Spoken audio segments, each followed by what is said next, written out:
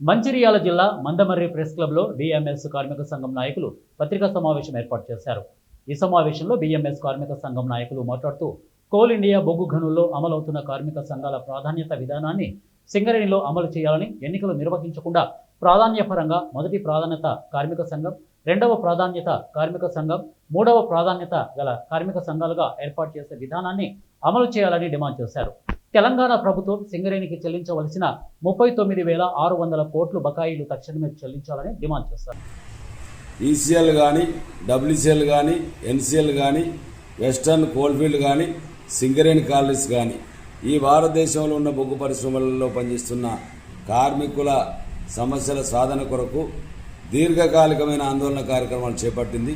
దానిలో భాగంగానే జూలై 23 నుంచి సెప్టెంబర్ 17 వరకు దశలవారీ ఆందోళన కార్యక్రమాలు జరుగుతూ ఉన్నాయి.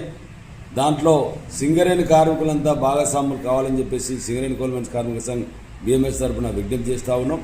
కార్మికులకు సంబంధించిన ప్రతి లైన్లో కూడా స్ట్రీట్ లైట్లు లేవు, రోడ్లు చక్కగా లేవు, మనకు సంబంధించిన మౌలిక సదుపాయాలు లేదు, డ్రైనేజ్ లేదు, క్వార్టర్లన్నీ కూడా శిథిలావస్థకు మారిపోయినాయి.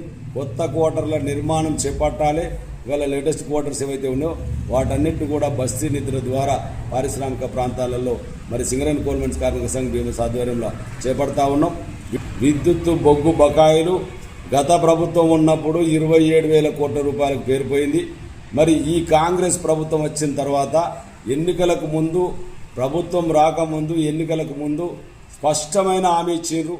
మేము అధికారంలోకి రాగానే సింగరేణికి సంబంధించి